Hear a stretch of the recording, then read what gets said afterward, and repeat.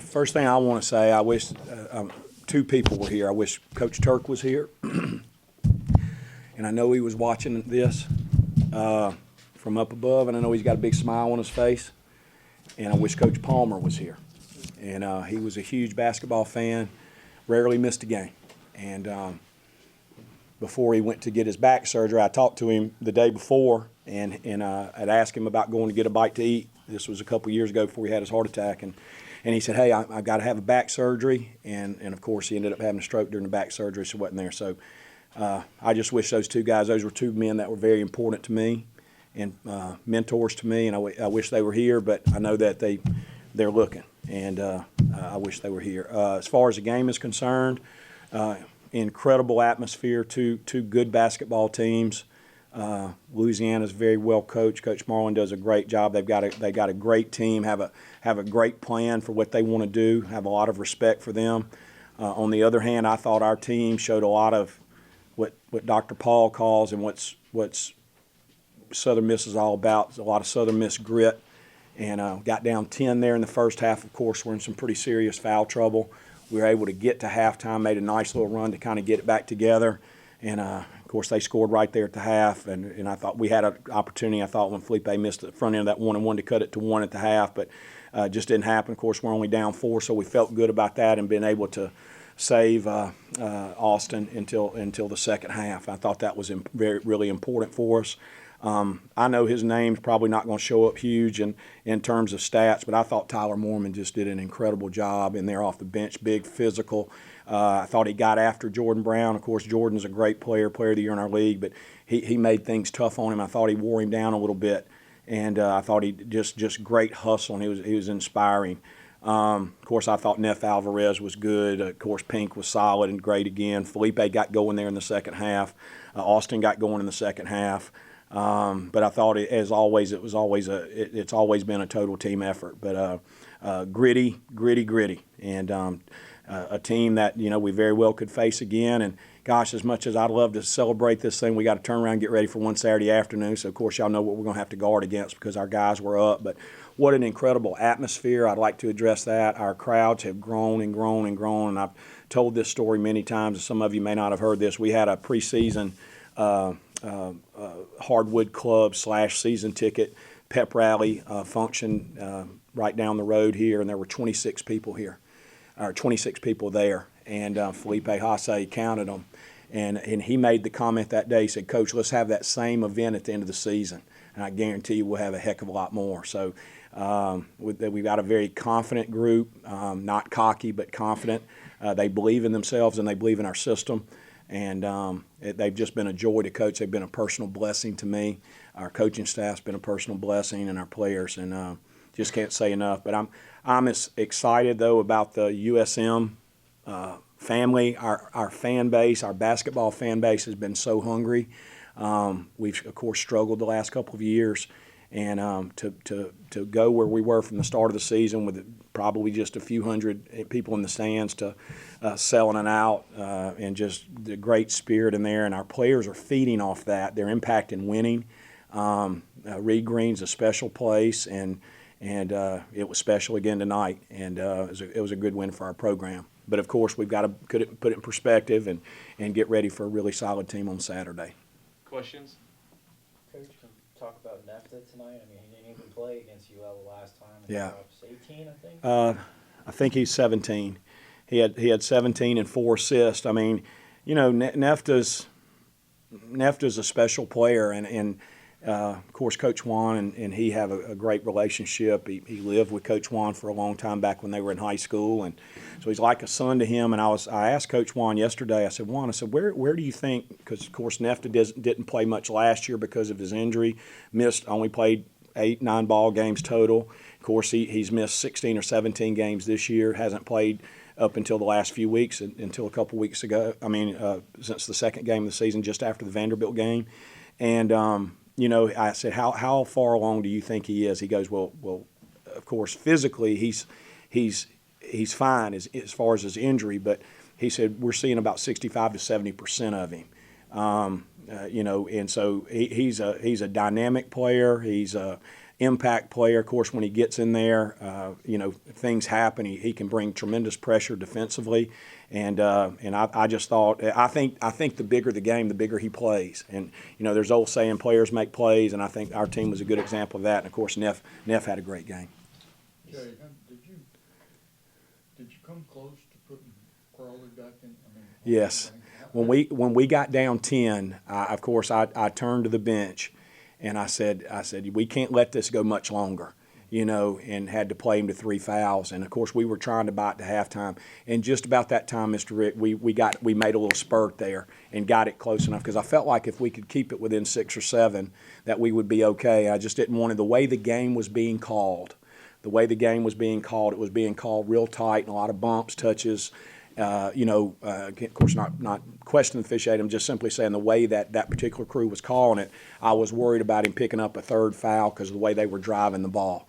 And but yes, I absolutely want. I did. It was get. I felt like it was beginning to get away from us. But like I said, just about that time, we were able to make a little spurt there, and that able to save us till halftime. Coach, how fitting was it for DeAndre Pinkney to have that slam at the end to kind of punctuate that victory? Well, DeAndre, Denaje, Jeff, Tyler Mormon, those guys that were here last year, Tate Ryder, Trey Alfonso, Mo Arnold, those guys suffered through a couple of tough years, and there's a part of me that's just every time they do something good or the team wins, because they hung in there, and the way society is today, the easy thing to do is turn and run off somewhere else, and they hung in there, and so they're a huge part. Of course, the transfer players have made a huge impact, but it's a combination with our returning players too, who have all of them are playing so much better than they played, last year, have improved tremendously. So absolutely. Coach, you've won big games as a player here. Now you're winning big games as a coach. Just what does it mean to you personally, just to win big games from just both sides of the coin? Well, I was fortunate. I grew up here in Hattiesburg, and I saw where our program went. We turned Division I in 1971, I believe, Mr. Rick. And I saw a meteoric rise in our athletic program. And I grew up. Of course, my mom and dad both worked here.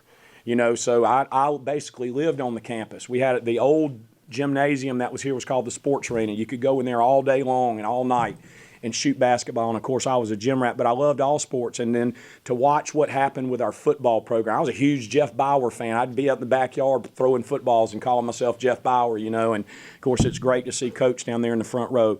And to watch what our athletic program, the way it rose to national prominence, of course, then became the top, what they would call now, I don't even know if they use that terminology, non-Power 5 program across the board. And then, of course, in the 80s to see how our basketball program grew and getting in the Metro Conference, playing Mr. Rick, playing Holy Cross here in the NIT game, which would have been unheard of just a few years earlier. And Coach Turk built the basketball program. And just the overall spirit, where most people in Hattiesburg were either pulling for State or Ole Miss, they became Southern Miss fans.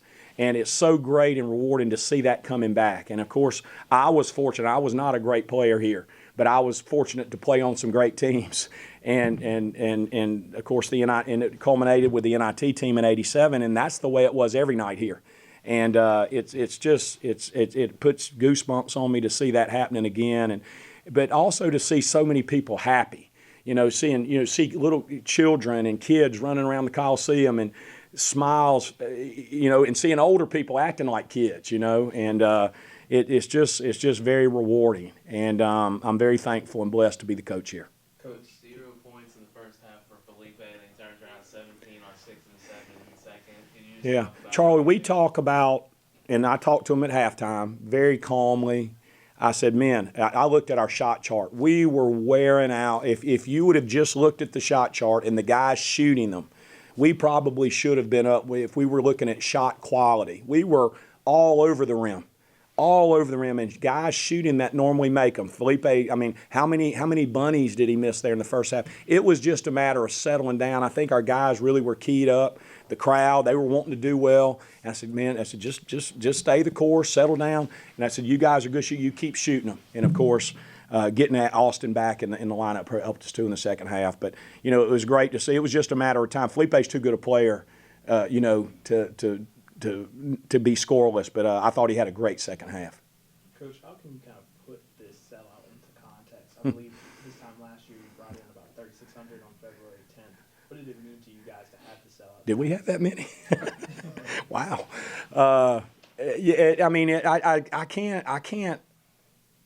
I cannot overstate the importance of it. And I'm telling you from my perspective. I mean, my boss can tell you what it means to the box office and, and the bottom line. I'm sure he's happy about that because it helps, it helps our financial situation. And that certainly is any school, but it means way more than that. And it means so much. I mean, look, just see what happened after that game, but that's been the way it's been for the last couple of months. And we have, first of all, we have a good group of young men. They're great to work with, but they're just good people. And our people, you have to understand Hattiesburg and South Mississippi, that they appreciate that. They appreciate our players aren't aloof. They love the public. They spend time with them. They take pictures with them. I used this last week. I used this story last week. There was after we got finished, there was this lady, and she had a little girl with a girl probably 5 or 6 years old, and the little girl was crying. And she said, Coach, she said she wanted to get a picture with her favorite player. I said, who is it, sweetheart? Who's your favorite player? She said, Nefta. And, of course, you look around. I don't know where he is, but I sent a message to one of the managers. I said, go see if Neff's in the locker room. He ran back down. He ran back down the tunnel and took a picture of that little girl, And so all of that, I'm saying all that to say, I mean, it's just an incredible euphoria right now, and we don't want it to end. One more question for Coach.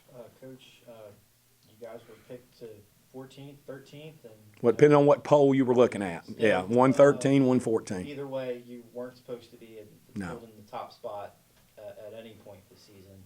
Can you just talk about that? Well, first of all, it shows you how useless the polls are.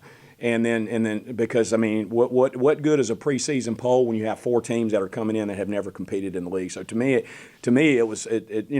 is what it is. It's really not to be taken too seriously. But in our case, it worked because that was good for us. And of course, y'all see our shooting shirts that have 14 on the back and Southern Miss grid on the front, and we jumped on that immediately. And there's one right there. Why don't you model that forward, baby? And so 14, and because we want to stay humble every day, and that'll be what we talk to the team about here very shortly about, hey, great win, but staying humble because our goals are still in front of us. All right. Thank you, Coach. Okay, thank you.